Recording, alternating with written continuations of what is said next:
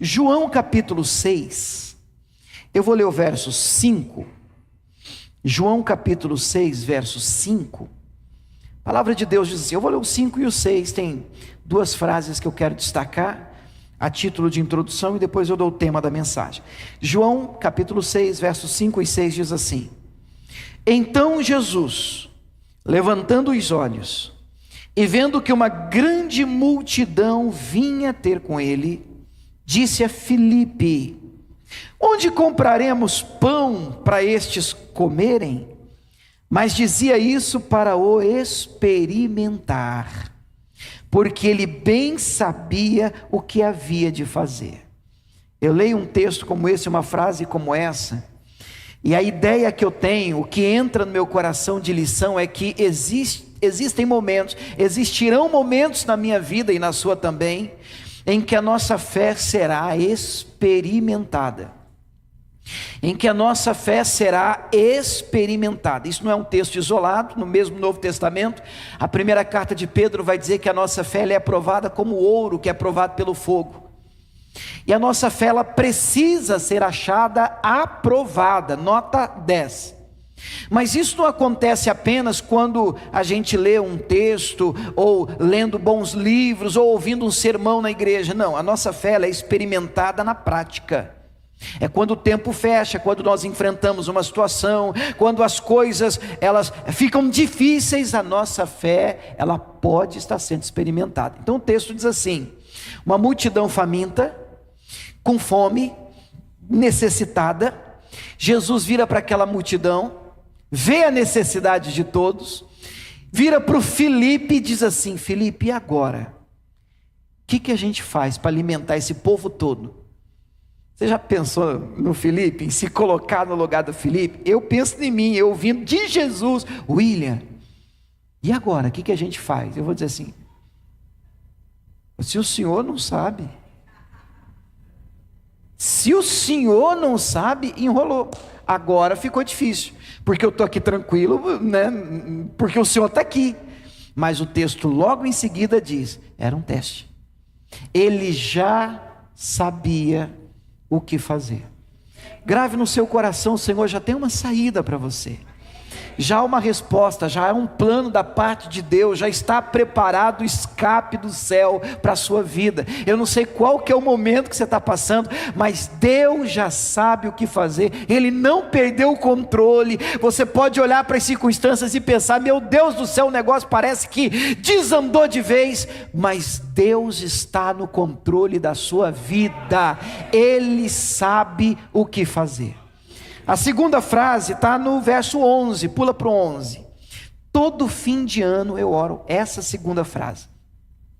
O 11 diz assim: Jesus então tomou os pães e, havendo dado graças, repartiu-os pelos discípulos, e os discípulos pelos que estavam assentados, e igualmente também os peixes, quanto eles queriam. Um milagre de multiplicação está acontecendo. E quando estavam todos saciados, quer dizer que todo mundo comeu com força, como eu digo aqui, né? Todo mundo comeu sem aquele negócio de, é só metade para cada um. Não, pode comer, come, pode bater com força. Todo mundo comeu, quer mais pão? Não quer mais, misericórdia, tá bom demais, todo mundo está saciado. E o texto termina dizendo que Jesus dá uma ordem. Quando estavam saciados, no verso 12, Jesus diz aos seus discípulos: recolhei os pedaços que sobraram, para que nada se perca.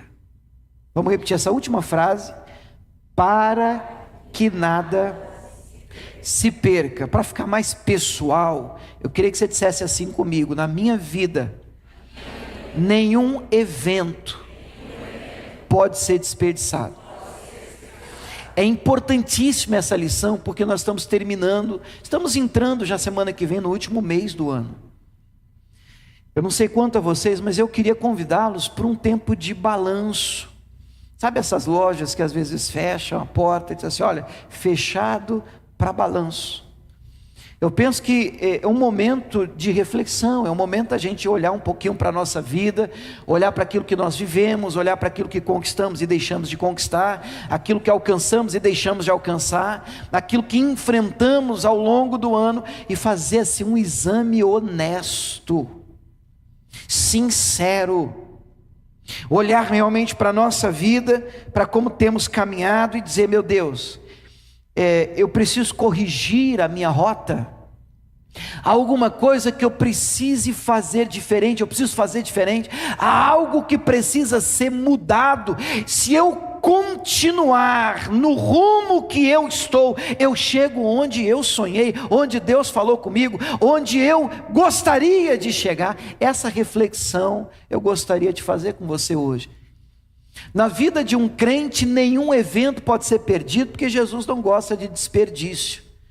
É óbvio que quando eles comem, sobram cestos, o texto diz 12 cestos de pães e peixes, mas Jesus diz: olha, vamos recolher aí as sobras, vamos recolher os restos, porque eu não quero desperdício, eu não quero que nada se perca. E quando a gente fala de desperdício, sim, a gente pode pensar na luz ligada, a gente pode pensar na água que está aberta, vazando, a gente pode pensar nesse tipo de desperdício, mas existem eventos da nossa vida que não foram tão bons assim. Eu não sei quanto a você, mas existem algumas situações pelas quais eu passei, que sinceramente, sabe, irmãos, não gostaria, tem coisa que a gente não gosta nem de ficar lembrando, mas Jesus diz assim: recolha os cacos, os pedaços que sobraram, porque eu quero usar tudo para minha glória. Tudo que você passou, deixou de passar, tudo que você viveu, pode ter sido bom, pode não ter sido tão bom assim, a Bíblia diz: todas as coisas contribuem juntamente.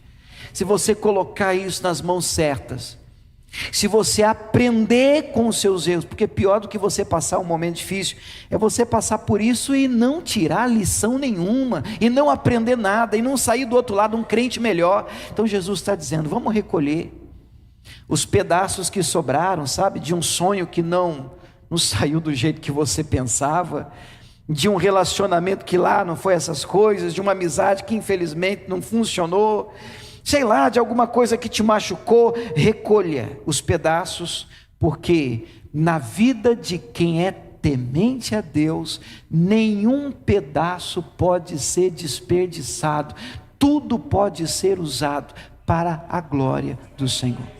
Você pode dizer amém por isso? Fecha os teus olhos.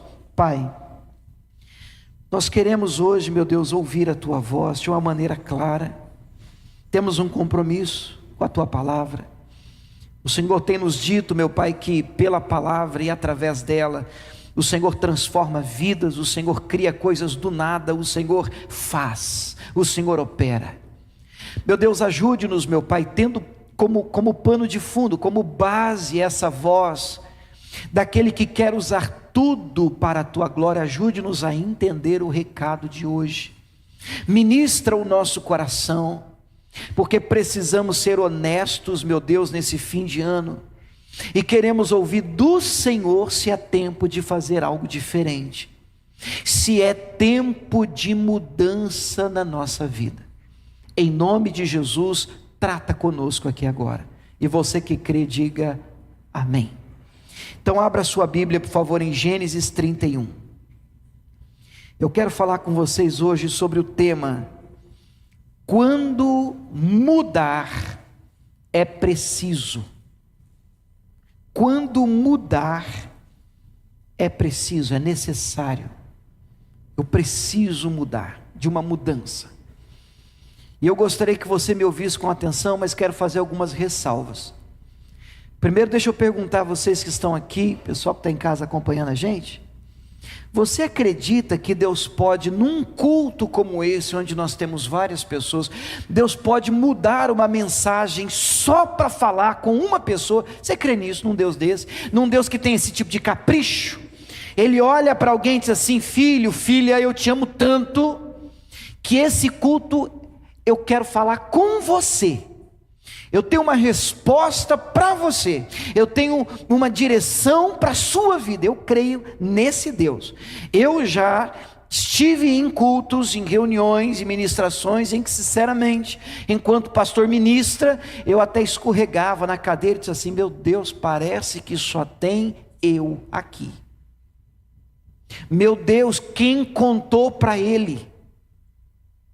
Eu já enfrentei situações como pastor mesmo. Eu lembro que em Jaú uma irmã desceu, o escritório era no porão da igreja, ela desceu no escritório e disse assim: o senhor vai me contar quem que contou a minha vida para o senhor? Eu falei assim: como assim? Ah, já sei.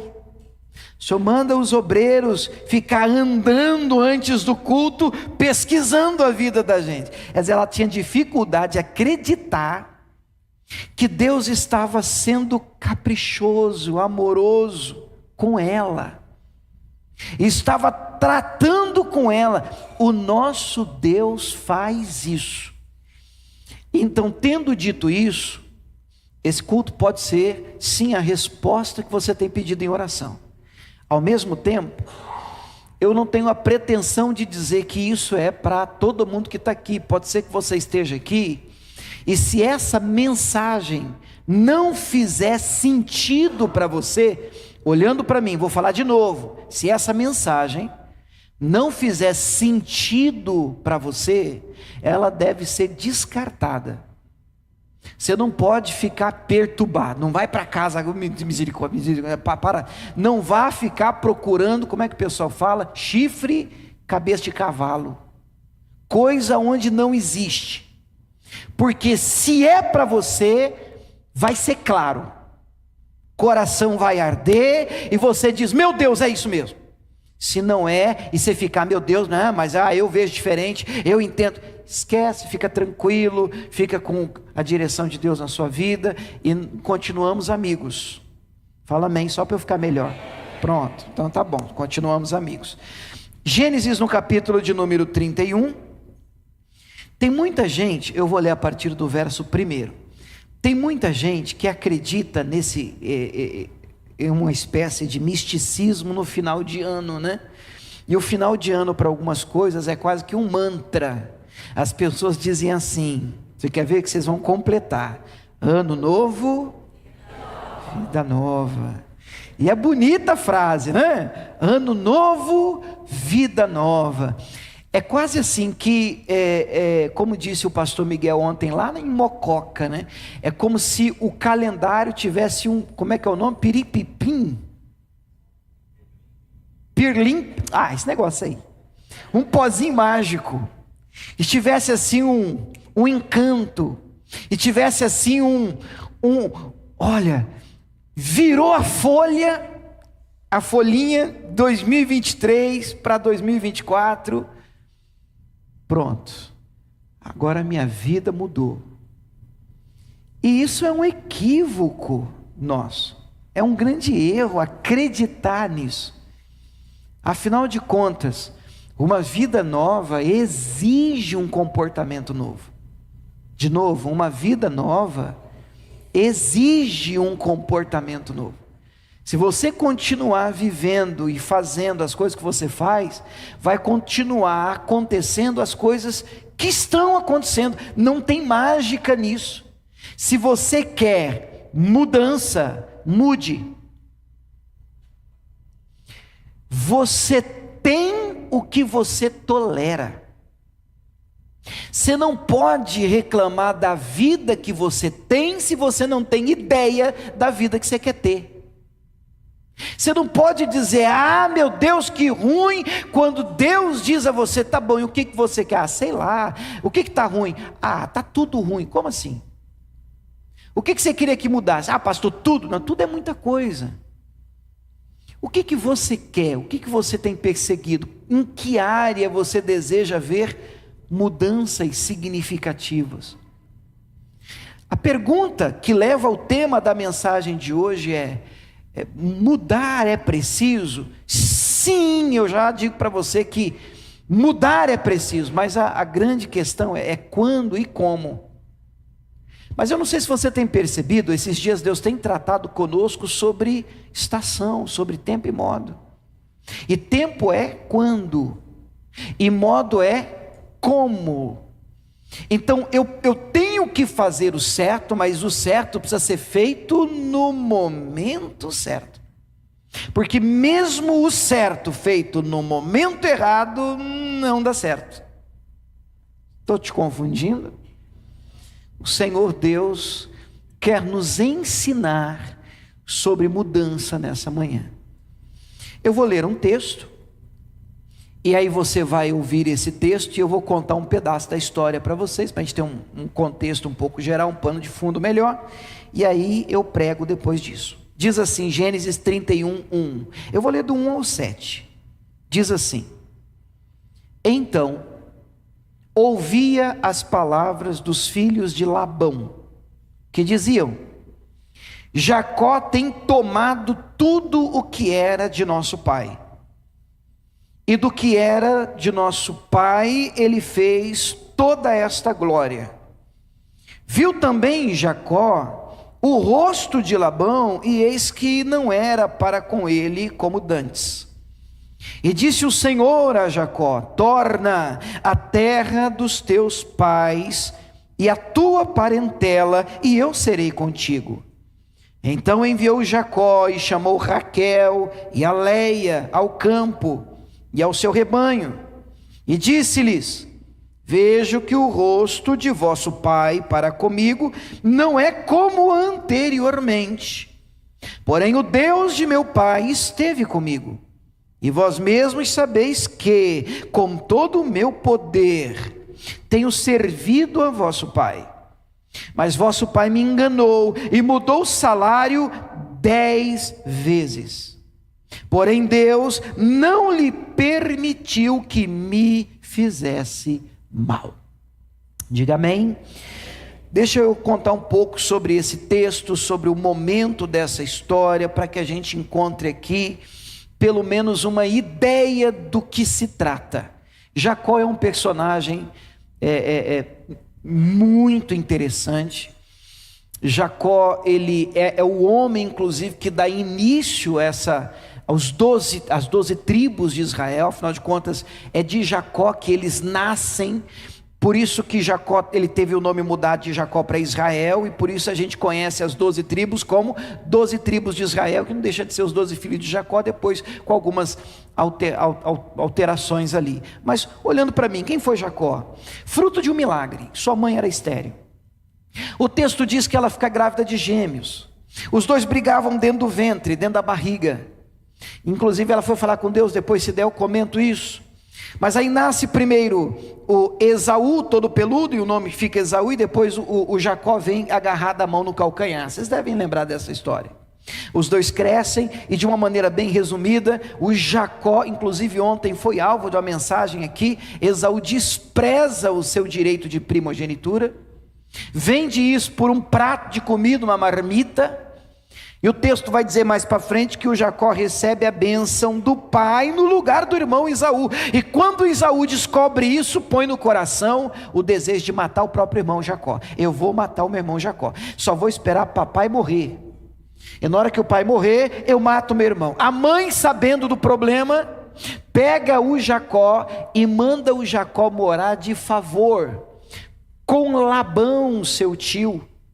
E o texto diz que Jacó está viajando, é o momento em que ele deita, ele tem um sonho, no sonho ele vê o céu aberto, os anjos numa escada, subindo, descendo por ela, ele com a cabeça numa pedra, ele acorda e diz: Deus está nesse lugar, e eu não sabia. Ele faz um voto com Deus: se o Senhor for meu Deus, se o Senhor me der paz para eu voltar para minha casa, então tudo que eu te der, tudo que o Senhor me der, eu vou dar o dízimo, eu vou ser fiel ao Senhor. Ele faz um trato ali com Deus, ele levanta dali e pronto, ele chega na casa do Labão sem nada.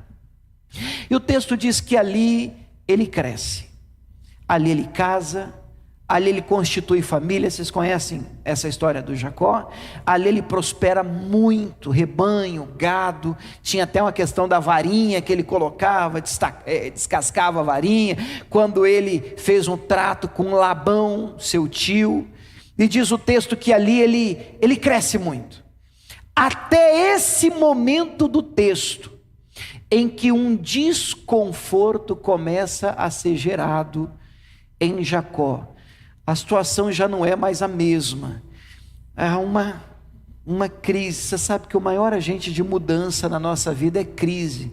E um dos piores inimigos do ser humano é o bom.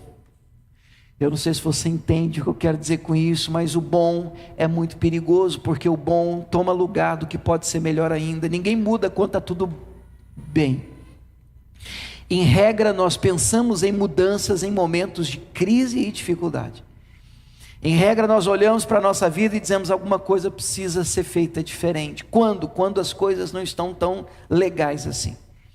Então eu queria falar com vocês sobre quando mudar. Quando é que a minha vida pede mudança? Quando eu devo cogitar mudanças na minha vida? Eu queria te ajudar. Eu queria ser resposta e boca de Deus para a sua vida nessa manhã. Mas eu quero dizer uma coisa para você, só para a gente encontrar um equilíbrio. Cuidado com o extremismo naquilo que você vai me ouvir. De um lado tem gente que tem muita dificuldade de mudar. Ele é seguro demais. Ele é do tipo, vovô era assim, papai era assim, e eu vou morrer assim. E filho, você também. Se depender dele, ele segue a linha sempre. Ele tem aversão à mudança. Existe um lado positivo nisso, daqui a pouco a gente vai tentar encontrar um meio termo nisso, um equilíbrio, mas pessoas assim, eu estou falando de extremo, normalmente têm medo do novo,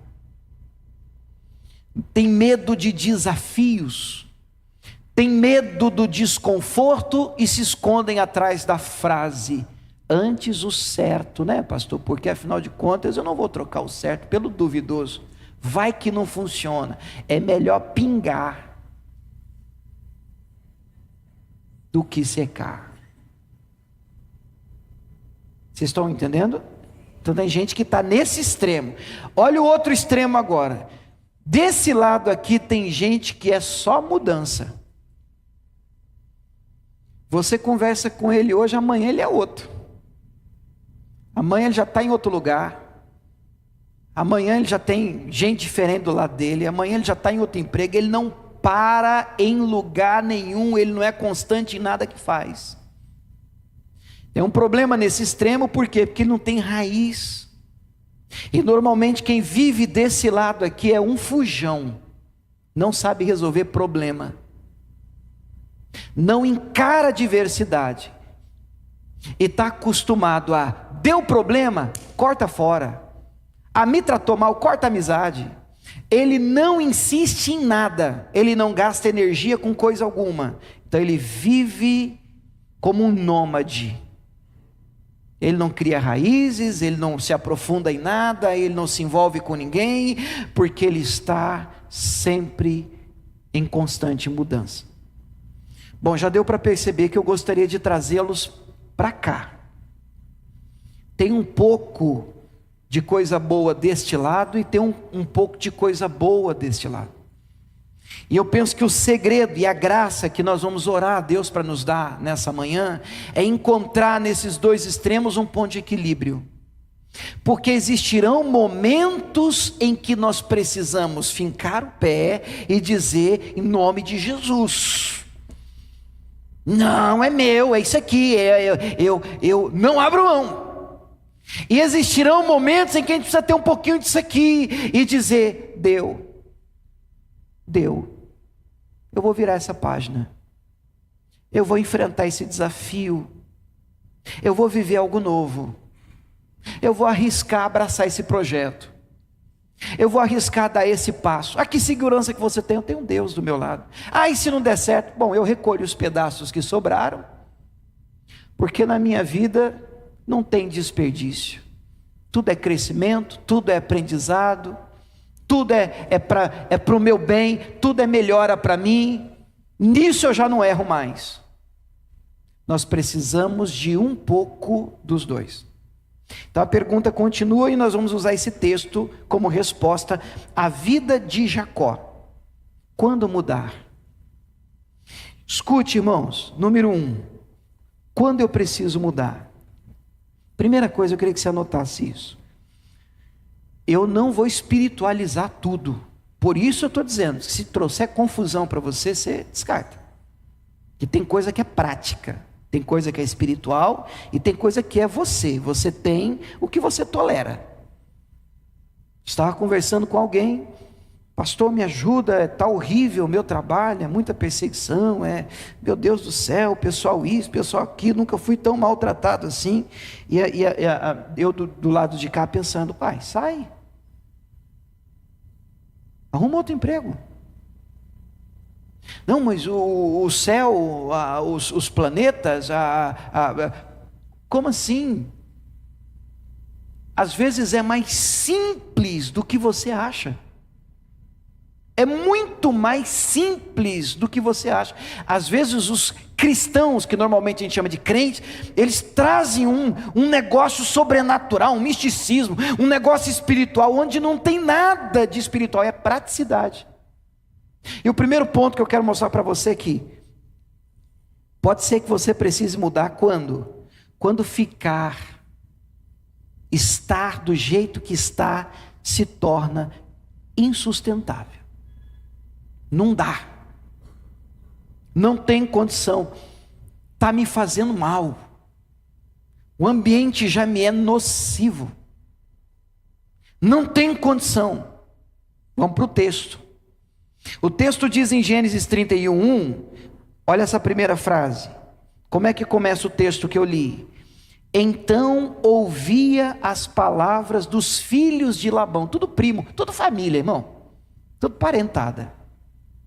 Mas qual que eram as palavras dos filhos de Labão? E Jacó convivendo com a turma ali, o que eles falavam? Qual era a conversa do momento? Diziam, Jacó está tomando tudo do nosso pai,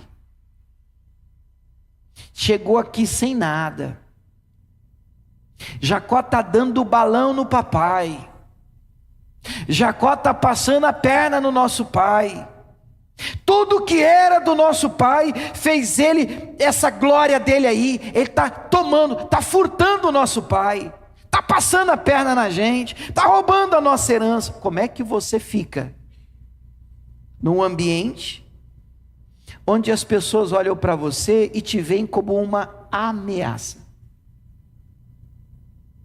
Elas não enxergam você como uma pessoa que pode contribuir, diz assim, não, mas isso aqui vai contribuir demais, e olha para você e, não, vamos usar esse dom, esse talento, vamos, que pessoa que carrega uma bagagem, vamos usar isso, vamos lá, vamos somar. Mas é o medo, a insegurança faz com que algumas pessoas comecem a atacar. Você lembra da síndrome de Saul? Eu que chamo assim, né? Mas uma vez, Davi e Saul tinham saído para uma guerra. Aí quando eles vencem a guerra, com o exército, né, de Israel. Aí quando eles estão voltando, vocês estão vendo os dois voltando, tem que ajudar o pastor, né? Estão no cavalo, Saul e Davi, e eles estão voltando. Quando eles estão entrando na cidade, as mulheres começam a cantar uma música, musiquinha do mal, irmãos. A musiquinha era mais ou menos assim: Saul matou aos seus milhares, Davi matou seus 10 milhares. Quando Saul ouviu a musiquinha, ele travou e disse: o quê? Deram 1.000 para mim, deram 10.000 para ele. Esse cara é uma ameaça. E você vê, Davi nunca usurpou, tentou passar a perna em Saul. Mas a partir daquele dia, Saul virou com Davi uma perseguição, tentou deliberadamente matar Davi com lança. Davi teve que fugir, porque uma das piores coisas que pode acontecer é você trabalhar com uma pessoa insegura, medrosa. Ela olha para você e diz assim: não vai lá, voa mesmo, que o Senhor te use poderosamente. Olha, sua alegria, sua felicidade é a minha alegria, a sua conquista é a minha felicidade. Mas de verdade, na real mesmo, normalmente as pessoas ficam assim: nossa, mas 1.000 para mim, 10.000 para ele. Glória a Deus, né? Deus abençoe, irmão. Mas é um Deus abençoe amargo. A Bíblia está dizendo que Jacó percebeu, começou a ouvir conversas naquele ambiente. E as conversas eram: Jacó, você é uma ameaça, você está defraudando nosso pai, você está passando a perna nele. E pode ser que em momentos assim você tenha que realmente orar a Deus e dizer: Senhor, eu acho que meu tempo nessa empresa deu. Eu acho que meu tempo com esse tipo de amizade deu. Quem sabe, Deus, o Senhor está me apontando agora o caminho de uma mudança, a necessidade de eu mudar. Não vai dar para eu continuar em um ambiente como esse. Número 2. Inclusive, irmãos, eu já vou falar, vai. Número 2. Quando você não é mais bem-vindo num lugar. Veja só que até agora eu não estou falando, Deus mostrou, falou, depois a gente trata disso. Mas quando a sua presença incomoda, ela não é mais celebrada, ela é tolerada. Esse é um sinal possível de que está na hora de você virar uma página. Quando você chega, o grupinho está conversando, e a turma... Ai, já vem ele. Olha lá, ela lá. A turma já dá uma desculpa, a turma já vai saindo, assim, peraí. Por que ficar? O texto vai dizer em Gênesis 31, 2, que viu também Jacó o rosto de Labão, e eis que não era mais para com ele como dantes. Quando ele chegou, é parente nosso, vem cá, nós vamos crescer junto. Nós vamos crescer junto, vai ser bênção. Que é isso? Você tem liberdade aqui? Que é isso, sobrinho? Nós estamos juntos. Ó, hashtag é nós. O tempo foi passando, Jacó foi crescendo, e agora o rosto de Labão. Vocês conseguem perceber isso? Você já viveu isso? A Bíblia diz que um rosto formoso, um coração alegre deixa o rosto formoso. Ora, para mim a moeda tem dois lados, o inverso é verdade. Às vezes a pessoa pode não falar nada, mas você olha e diz: tem alguma coisa errada.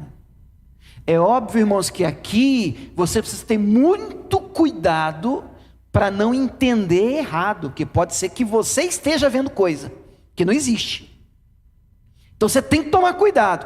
Não, eu vi o rosto dela, está com dor de barriga, está ruim hoje, está mal, teve um dia difícil, isso acontece, normal. Mas não é o que o texto está dizendo no caso de Jacó. Ele não viu o Labão um dia com o olho torto, um dia, uma hora, não. Olha o versículo 4 ao 6. Então enviou Jacó, chamou Raquel, chamou a Leia, as esposas, o seu rebanho, e diz: eu vejo que o rosto de vosso pai para comigo não é como anteriormente, não é mais a mesma coisa.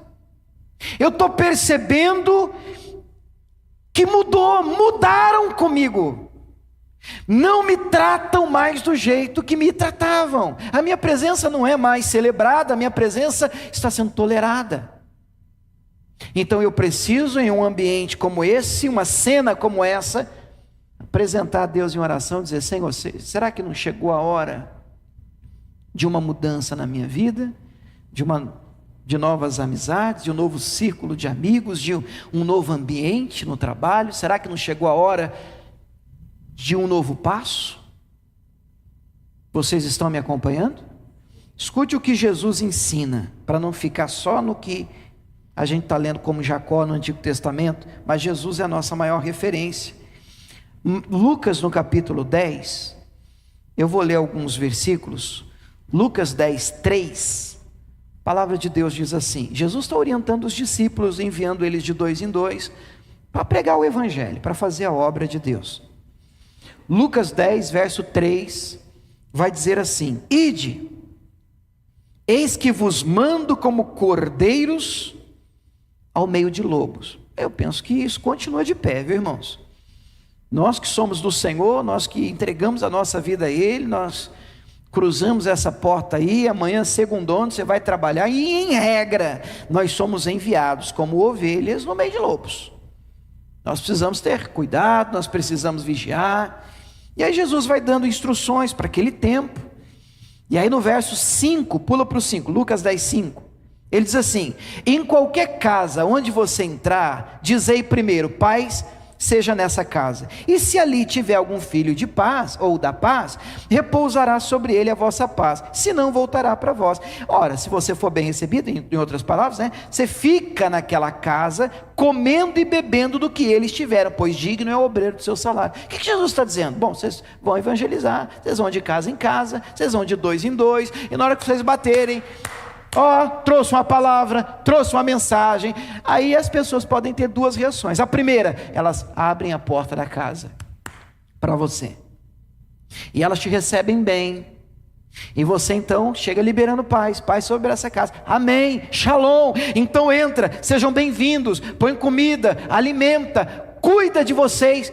Então entra na casa, fica na casa, experimenta graça e bênção, favor de Deus naquela casa. Agora, ele continua, lá na altura do verso 10, Jesus vai dizer assim: mas, em qualquer cidade em que entrares, e vos não receberem, às vezes a gente tem uma ideia que se é porque Jesus mandou, todo mundo vai gostar da gente, porque eu sou de Deus, todo mundo vai bater palma para mim. Porque você é de Jesus, todo mundo é obrigado a ir com a sua cara. Mentira, e você já sabe disso. Jesus mandou eles entrarem nas casas, mas Jesus está dizendo: vai ter lugar que você é bem-vindo, e vai ter lugar que você não será bem-vindo. E o problema cultural também nosso brasileiro é que a gente é muito emocional. Meu Deus do céu, deixou de me seguir. Brasileiro é assim. Por quê? Deixou de me seguir. O que eu fiz? A gente sabe que a gente morou fora. O americano é muito resolvido com isso. Se ele tiver que mandar embora a pessoa hoje, ele manda embora, amanhã ele passa por você. Já vi reunião de equipe ministerial americana, a pessoa lá dentro discutindo o projeto, um discordando forte do outro. Aí termina ali, tem um café do lado de fora, os dois estão: e aí, como é que tá? Tudo bem? Beleza? Brasileiro? Você discorda dele aqui, ele leva para o pessoal, ele acha que é com ele. Em regra, nós somos assim. Não, é comigo. Não, é trabalho, é uma coisa, pessoal é outra coisa. A gente precisa aprender a separar isso. E Jesus está dizendo: tem lugar que você é celebrado, você chega, a porta abre, você entra, é paz. Mas tem lugar que as pessoas vão fazer assim, olhando para mim, irmãos, abre a porta, viu que é você, pof. E aí você não pode ficar do lado de por que não gostam de mim? Por que foi Jesus? Eu sou tão cheio de Deus, pastor, eu busco tanto o Espírito Santo. Para de crise e vá para a próxima casa. É simples e descomplicado. Jesus está dizendo isso. E ainda diz para os discípulos: pega a sandália e ainda sacode o pó. Vocês não me querem? O azar não é meu, é de vocês. Você é gente boa, irmão. Fala amém, eu estou elogiando você. Credo, irmão, nem você crê, tá vendo? Sabe o que eu estou querendo dizer para você? É que às vezes a gente acha que está, meu Deus, eu que sempre perco e tal. Não, irmãos, você precisa dar. Eu não quero que isso suba na sua cabeça, por favor, não me interprete mal. Mas eu gostaria que você valorizasse um pouquinho a sua pessoa, sabe? Sabe, ter uma amizade como você, como a sua, é um privilégio. andar com você é um privilégio. Sabe, meu irmão, você precisa pensar um pouco nisso. Ah, não, ele não quer andar comigo. Cara, mas quem está perdendo é ele. Olha que bênção que você é. Olha que mulher de Deus. Olha que homem de Deus que você é. Poxa vida, você precisa de vez em quando. Tá, não vai virar um narcisista, pelo amor de Deus. Mas de vez em quando, poxa vida, dá uma olhadinha nesse espelho e diz: poxa, obrigado, Jesus. O Senhor deu uma caprichada, Jesus. Amém, Jesus. Tá. Você não é lá essas coisas também, não, irmão? Não, vamos dar uma valorizada nisso. Se não querem ser colega, ser amigo, não quer andar com você, irmão, tem gente que vai querer, a próxima casa abre.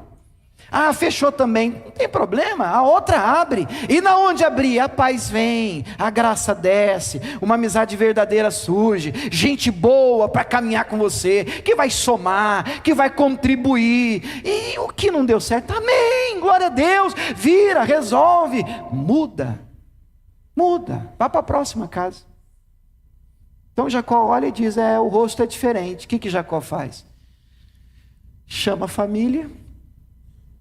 Nós vamos mudar. Nós vamos sair daqui. E o duro é que ele está falando com as filhas do homem, cara. Ele está falando com a parentada. Só que o Jacó, ele termina uma frase aqui, e eu queria que você verificasse isso comigo. No Gênesis 31, o verso 6. Ele reúne a família e diz: nós vamos mudar, porque o rosto do pai de vocês não é mais o mesmo comigo, ele não me trata mais da mesma maneira, nós vamos deixar esse ambiente, esse lugar. E aí ele diz algo assim que eu queria destacar no 6, ele diz assim: e vocês sabem, ele está falando com as filhas do homem, irmão, vocês sabem que com todo o meu poder, toda a minha força, eu tenho servido o vosso pai. Isso aqui é importante. Porque se não temos essa informação, a gente pode pensar assim: o cara ele foi para trabalhar. E se o cara está fazendo corpo mole, conhece a expressão do corpo mole? O cara não está trabalhando? Ora, era a razão do Labão mudar. Ele podia dizer assim: como é que eu vou tratar você do mesmo jeito? Você chegou, você era mas você mudou. É o pior, é o que chega mais tarde, é o que sai mais cedo, não contribui mais comigo. Então, como é que eu vou ficar mostrando os dentes para você? Não dá para ficar mostrando os dentes para você. Agora ele termina dizendo: vocês sabem, vocês são filhas dele, vocês convivem aqui comigo, vocês têm me visto, vocês têm caminhado comigo, vocês sabem que eu tenho dado o meu sangue aqui nessa empresa, eu tenho dado o meu sangue aqui nesse lugar, eu tenho servido com força, eu tenho feito o meu melhor. As filhas, ninguém falou assim: não, mas você... Não, ninguém. Realmente, o que ele podia fazer de melhor, ali ele estava fazendo. Então, se o meu melhor não serve para cá, talvez seja a hora de mudar. Até rimou, né, irmãos? Se o meu melhor não serve para cá, talvez seja a hora de mudar. Vamos? Se o meu melhor não serve para cá, talvez seja a hora de mudar. Número 3. São 53, tá, irmãos? Brincadeira, são 4 só. Número 3. Quando estiverem abusando de você, entenda por abusando, se aproveitando de você. É hora de mudar quando você perceber que estão com você, não por você, mas pelo que você pode oferecer, pelo que você tem. O relacionamento é interesseiro. E isso não existe só num relacionamento conjugal, num namoro. Não, irmãos, isso existe num relacionamento de empresa, isso existe num relacionamento até de igreja. Existem líderes abusadores. Então a conversa começa assim: você é gente boa, que bom. Você está visitando, tá, que bom. Você sabe fazer alguma coisa? Não sei fazer nada. Então vai ficando aí. Ah, você sabe fazer o que? Pastor do céu, eu tenho um dom. Oh, irmão, então, peraí, chega aqui. Nós precisamos conversar mais, precisamos estreitar um relacionamento. Afinal de contas, você pode me ser muito útil. Útil. Então, o negócio não é você, o negócio é o que eu posso ganhar com você. O que eu posso tirar de você. E essa é uma relação cruel. Porque normalmente se coloca a seringa em você e faz assim, ó. Fica só o bagaço e no momento que você mais precisa, te cospem fora.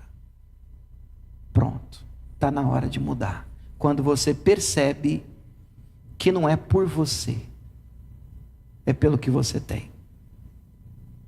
E como é que eu olho isso no texto? Gênesis 31, 7. Vamos para o 7? Olha o que o Jacó diz. Mas o vosso pai, o Labão, me enganou e mudou o meu salário 10 vezes. Ah, irmão, se fosse uma vez, 2, a gente pode dizer assim, pode ser que ele esteja querendo o melhor para a empresa, pode ser que ele está num momento de adaptação, mas o que acontecia? Vamos ler até o versículo 8, 10 vezes. Porém, Deus não permitiu que me fizesse mal. Quando ele dizia assim, os salpicados serão teu salário. Então todos os rebanhos davam salpicados.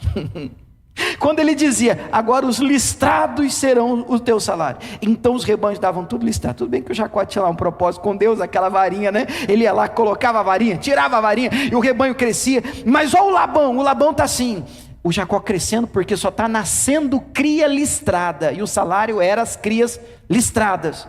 Aí o Labão vinha e disse assim, não, agora os brancos são teus. Aí o Jacó tirava a vara, nascia só branco. Aí disse, não, agora são só os malhados. Aí ele ia lá, só nascia malhado. Chegou uma hora que você percebe claramente que a intenção de Labão é frear Jacó, é impedir o crescimento dele. É meio um espírito de Faraó, sabe, irmãos? Tem uma turma que tem um espírito de Faraó. O que é o espírito de Faraó? Faraó chama Moisés, naquela tentativa de barganhar a permanência do povo no Egito, e o Faraó diz assim, no meio daquelas pragas todas, vocês podem ir adorar o seu Deus aí no deserto, só que é o seguinte, não vá longe não. Essa é a frase de Satanás. Não, vai, mas não vai demais, não vai longe não.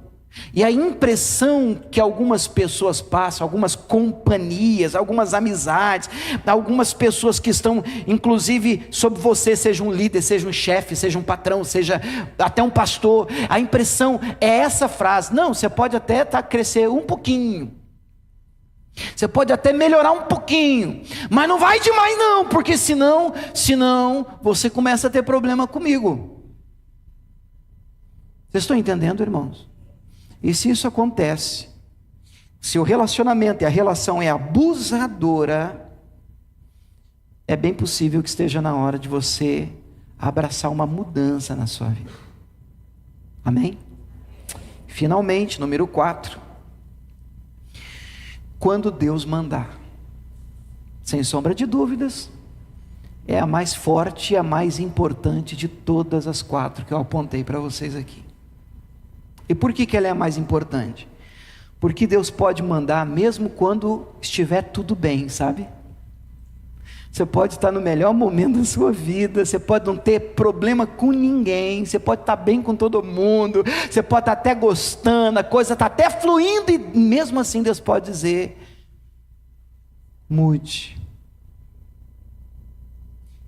Eu quero que você viva uma nova experiência.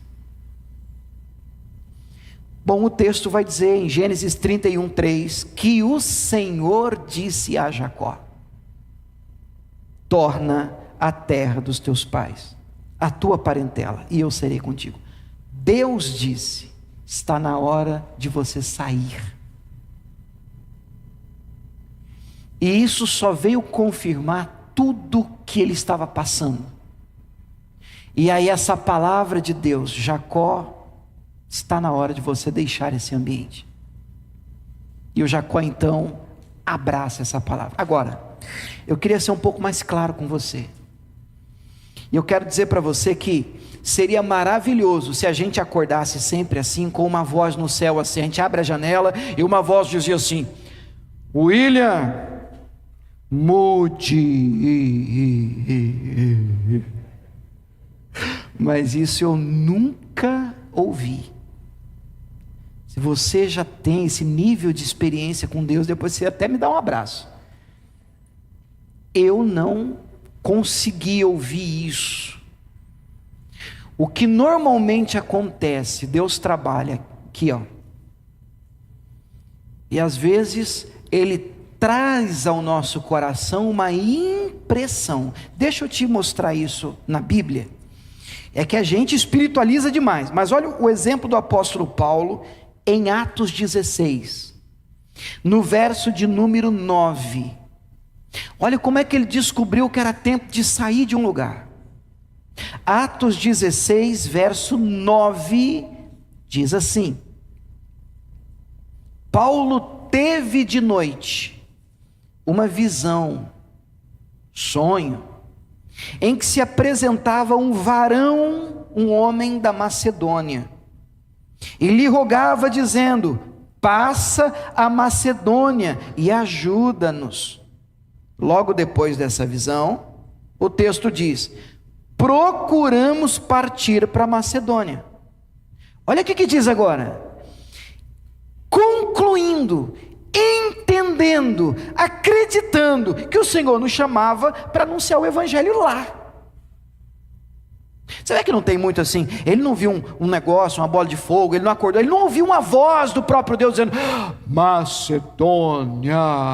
Não, ele teve um sonho de noite, ele acordou com a frase no coração, e isso eu já tive. Uma impressão no espírito, ele acordou com a frase de um homem na Macedônia gritando, pedindo ajuda: ajude-nos, ajude-nos. Na hora que ele acorda, ele podia dizer: pesadelo. Ou ele podia reagir: acredito que Deus quer que eu vá para a Macedônia, hein? É isso mesmo. Eu acredito que Deus está me movendo. Acredito que Deus quer me levar para outro lugar, por conta dessa impressão que eu tive no meu espírito. Agora, em alguns momentos isso vai ser realmente um pouco mais claro. Eu já estou fechando. Mateus capítulo 14 diz assim, verso 28. Mateus capítulo 14, os discípulos estão numa tempestade, enfrentando uma tribulação grande. Jesus vem caminhando sobre as águas, você deve lembrar da história, para socorrer os discípulos. E então, no meio daquela tribulação toda, Pedro faz o que eu entendo ser uma oração. Pouca gente chama isso de uma oração, mas para mim, todo pedido que você faz a Deus, a Jesus, não deixa de ser uma oração. E o que ele diz? Mateus 14, 28. Respondendo Pedro e disse: Senhor, se és tu, manda-me ir ter contigo por cima das águas. Você tem que entender a cena. O tempo fechou. Está difícil, está entrando água no barco. Os discípulos estão pensando: nós vamos morrer. De repente eles olham no horizonte. Por favor, me ajuda, pinta a cena na sua mente. É escuro, é um breu só. E eles veem de longe um homem andando na água. É que a gente lê a Bíblia, vira a página e diz: está tudo certo, era Jesus, para com isso. Para com isso? Estão vendo um ser esquisito andando no meio do breu, em cima da água, um monte de homem barbudo, um abraça o outro e grita: ah, irmão, eles são tudo pescador, irmão, é a turma do mar, é a turma que já viu muita coisa em alto mar, já enfrentou tempestade, mas os homens barbudão estão agarrados um no outro, gritando: eu vou morrer, é um fantasma, é um fantasma. E Jesus grita: calma, sou eu. Essa voz é importante.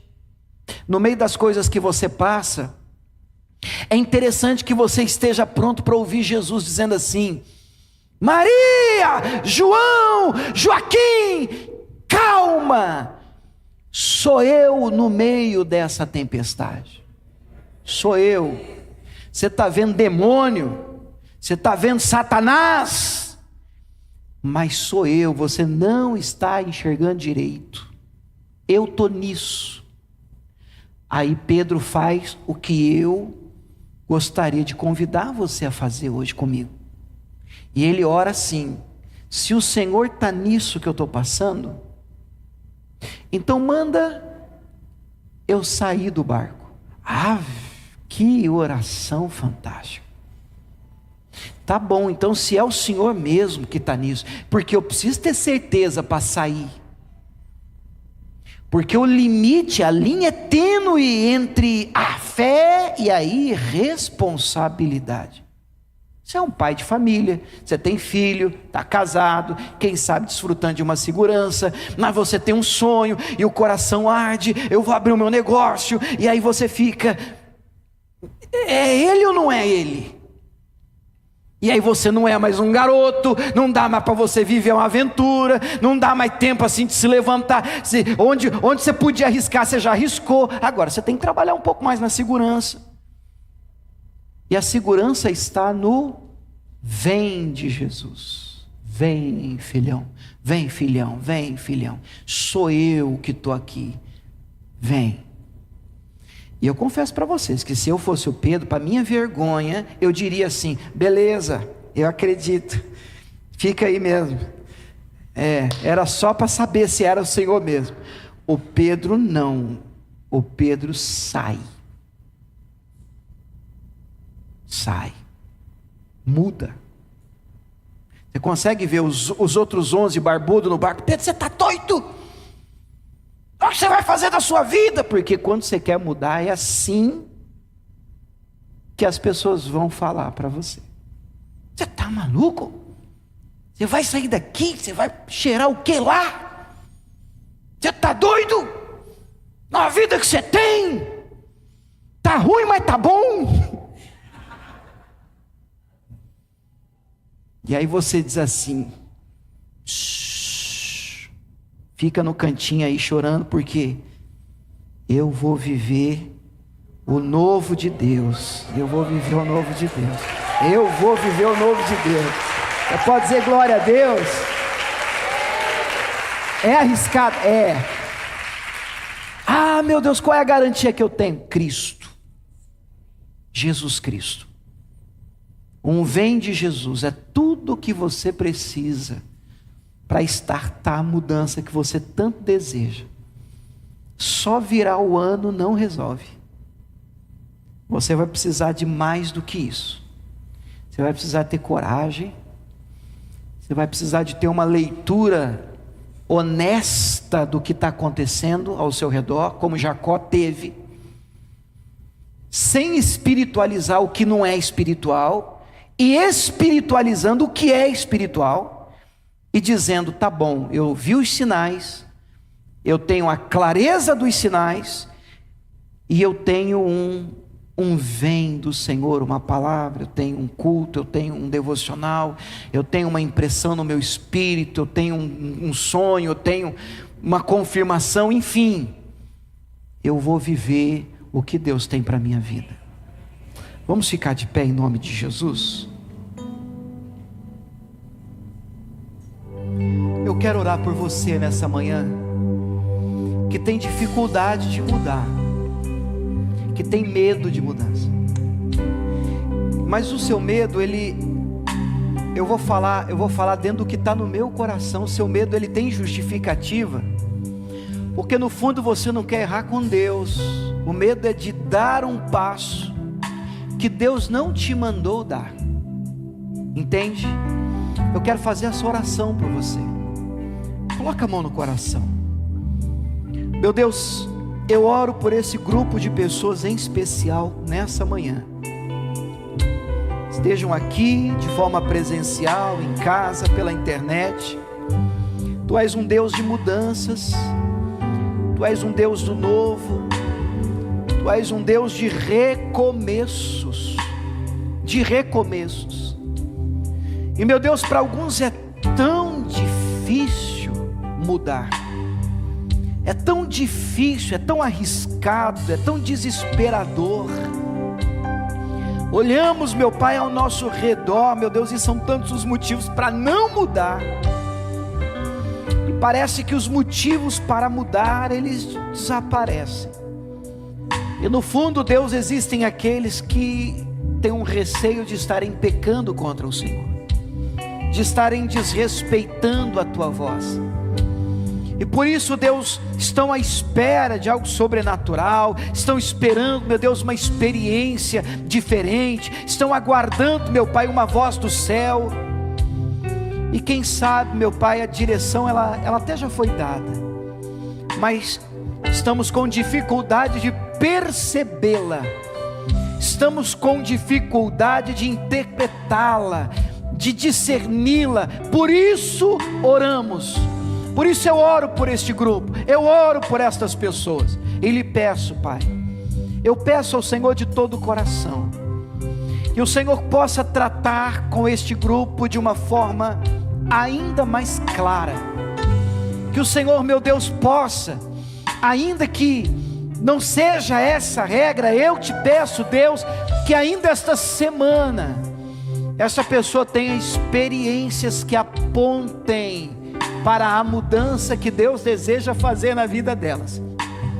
Elas percebam, elas vão lembrar, meu Pai, desse culto, elas vão lembrar dessa oração, elas vão lembrar dessa palavra, elas vão lembrar, meu Deus, daquilo que eu estou dizendo agora. Em algum momento, meu Pai, uma experiência, alguma coisa vai acontecer, alguma circunstância, e meu Deus, o Senhor vai, Espírito Santo, lembrá-la dizendo: olha, este pode ser o sinal, este é o sinal. Essa é a dica do Senhor, é a saída, é a deixa do céu, para que você dê um passo de fé, para que você abrace o novo de Deus. Dê coragem para ele, Deus, dê coragem para ela, Senhor, em nome de Jesus. O Senhor trabalha com corajosos. O Senhor disse a Gideão mandar para casa os tímidos, os covardes, os medrosos. O Senhor não te deu, querido, um espírito de medo, Ele te deu um espírito de ousadia, de poder, de moderação. É o Espírito Santo de Deus. Seja ousado na decisão, coragem. Josué, ser forte e corajoso todos os dias da sua vida. Eu serei contigo. Aleluia. Aleluia. Obrigado, Jesus, pela tua voz que nos dirige. Levante as mãos para Ele. Obrigado, Deus, por esse culto. Obrigado, Deus, por esse tempo na tua presença. Obrigado, Deus, pelos meus irmãos, pela nossa comunhão. Obrigado, Senhor, por tudo que o Senhor tem realizado nesse lugar. Leva-nos para casa para mais uma semana de experiências com o Senhor. Leva-nos para casa, Deus, para ter afinado os nossos ouvidos e olhos, alinhados à Tua palavra, para enxergar os sinais, para percebê-los e dar-nos a coragem, para fazer aquilo que precisa ser feito, em nome de Jesus. E que o amor do Pai, a graça do Filho, Jesus de Nazaré, a doce comunhão e consolação do Espírito Santo de Deus esteja sobre você, esteja sobre a sua casa, sobre a sua família, hoje e sempre.